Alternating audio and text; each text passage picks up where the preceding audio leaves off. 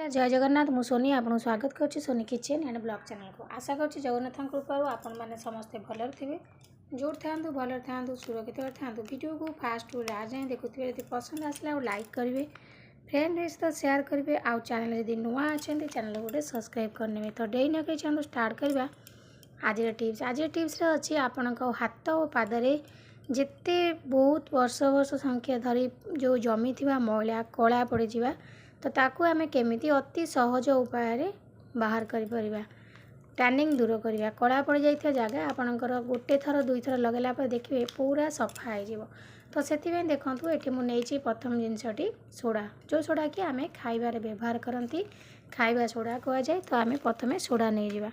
तो ये देखो मुझे गोटे चुटकी हम सोडा नहीं गली खाइबा सोडा जोटा कि आपणकर जमी थी मैला को बाहर कर हाथ में हो पादे हो बेकरे हो आंठुरे हो जेकोसी जगार मली जमी जमी बहुत परिमाण जमी जाए जहाँ कि आम छड़ाई बहुत कष्ट होता है आउ से जगह गुड़िक आमको बहुत असुंदर देखा जाए भल लग न था। तो ताकू आम घर उपाय आराम से छड़े पारिबा गोटे थर कि दुई थर आप व्यवहार करूँ निजे जानीपारे केते सुंदर रिजल्ट आपको मिल। तो खाइबा सोडार काम है सब मैला को बाहर कर। तो ये आम नहीं जावा खाइबा सोडा ये आपंकर स्किन रे कौन खराब प्रभाव पकेबनी। तापर देखो ये मुझे शैम्पू आप जो शैम्पू व्यवहार करती से शैम्पू नहीं जाए। तो ये मुझे डव शैम्पू नहीं शैम्पू आप जानते हैं आपंकर चुटी आप लगुंट आप चुटी मैला हो जाए तो मैला को काढ़ापी हेल्प करता है शैम्पू। तो देखो ये आम नहीं जावा खाइबा सोडा तापर शैम्पू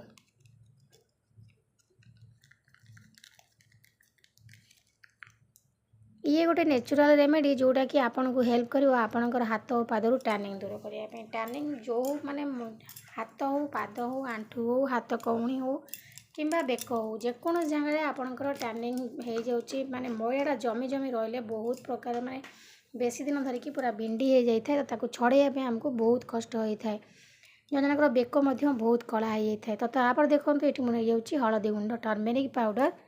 तो टर्मेरिक पाउडर आपणकर सौंदर्य को माने सौंदर्य को वृद्धि करता है स्किन को इंस्टांट ग्लो करने हेल्प करता है। आम हाथ और पाद टिके चुटकी हम हल्दी गुंड पकई नवा ताले आपणकर हाथ और पादर चमक माने दुई गुणा बढ़ीज एत सुंदर भाव में आपणक हाथ और पाद ग्लो करवा आरंभ हो। खाली मैला बाहर करवा ता नुह हलदीर काम मैला काढ़नी आपणकर खाइबा सोडा शैम्पू होची आपणकर मैला काढ़ टैनिंग दूर कर कि हलदी रे जो anti fungals property anti bacterial property अच्छी आपणकर स्किन रे इन्फेक्शन को दूर कर स्किन को बिल्कुल इन्फेक्शन हवा को दबनी बैक्टेरिया को मार ता सहित स्किन को आपणकर इंस्टांट ग्लो करने हेल्प कर। तो मुझे आंगुली साहाय्य मिसई नौ कहीं आंगुली साहाय्य मिसेले जिनसटी भल से मिसब चामच साहाय्य माने चामच मिसेवा अपेक्षा आप एमती मिसेबे ना बहुत बढ़िया से मिसीज।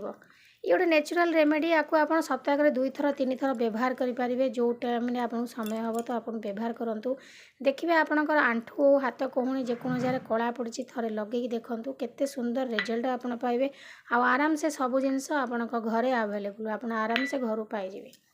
तो देखो मुझे भल भाव में मिसई नहीं गली मिसई सारापर आमे ताकू हाथ और पाद आंठू बेक जो जो जगह सब आमर कला पड़ जाऊँगी माने बिंडी भली हो जाऊँगी अधिक कला जमी जमी रही बहुत बिंडी भाया हो बहुत माने मोटालिया हो छड़ाई आमको बहुत कष्ट होता है। से आपण माने आगरू सावधान हे जब टिके टिके कला पड़ जाऊँगी टैनिंग पड़ जाऊँगी तो ताकू देखिए आपण व्यवहार करने। तो देखो आपको लगे सारापर मुझे भल भाव में टे मसाज कर नौची आपड़ ये भाव में आपंकर बेक आंठू हाथ पाद जेको जगह कला जमी जाइए टैनिंग पड़ जाऊँगी खरार जाइए देखिए गोटे लेयर पूरा सीझीज आपंकर हाथ पाद तो ताकू आप आराम से दूर करेंगे। तो ये भाव लगातु किसी समय पर आपंकर हाथ पाद को भल से धोई नियंतु धोई सारापर देखिए आप लाइव रिजल्ट पूरा इंस्टांट ग्लो करवा आरंभ हो आपणकर हाथ और पाद बिल्कुल भी मैला जमिकी रही जिते पुराना वर्ष वर्ष संख्यार मैला होता ना कहीं आराम से बाहरी जीव कहीं ये आम देती खाइबा सोडा आउ शैम्पू खाइबाटा आपंकर जेको जिनस हो पूरा क्लीन करें।